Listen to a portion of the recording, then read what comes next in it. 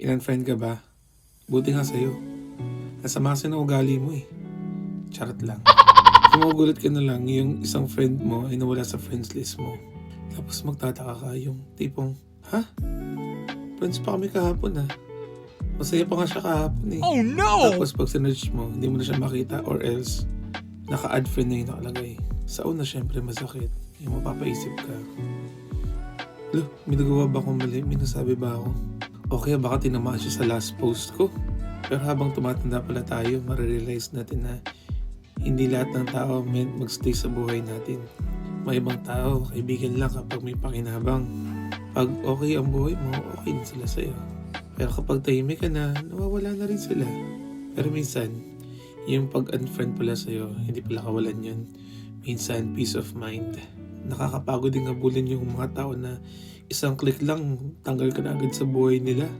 Pero minsan kailangan din natin mag-self-reflection. Hindi rin kasi sa lahat ng oras, tama tayo. Baka naman may nasabi tayong masakit. Baka minsan may mga post tayo na hindi tayo aware na. Baka minsan may mga nasabi tayo na na-hurt yung feelings nila.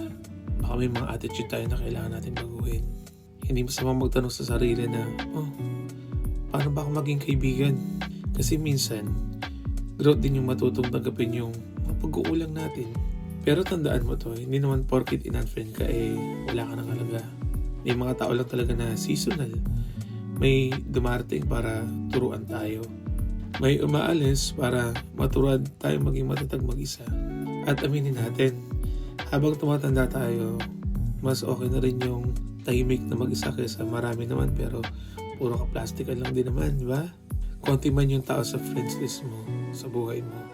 Importante, totoo naman. Kasi hindi nasusukat ang tunay na pagkakaibigan sa dami ng friends list mo, sa dami ng followers mo. Nasusukat yan sa mga taong nandyan kahit walang kailangan sa'yo. Kaya kung may nag-unfriend sa'yo, okay lang yan. Hindi lahat ng pagkawala-kawalan mo. Minsan, way lang yan ni Lord para ilayo ka sa mga taong hindi naman para sa'yo. Disclaimer lang, no? This content is for relatable life experience and entertainment only. Hindi lahat ng pag-unfriend ay may galit or issue. Minsan, personal preference, social media cleanup, o simpleng pagbabago lang ng face sa buhay. So, respeto pa rin sa lahat. Ikaw, lagi ka bang ina-unfriend ng friends mo? Pag-usapan natin yan. Mag-like, share, and follow nyo na rin ako para sa mga pang ganitong klaseng relatable na kwentuhan. Thank you for watching.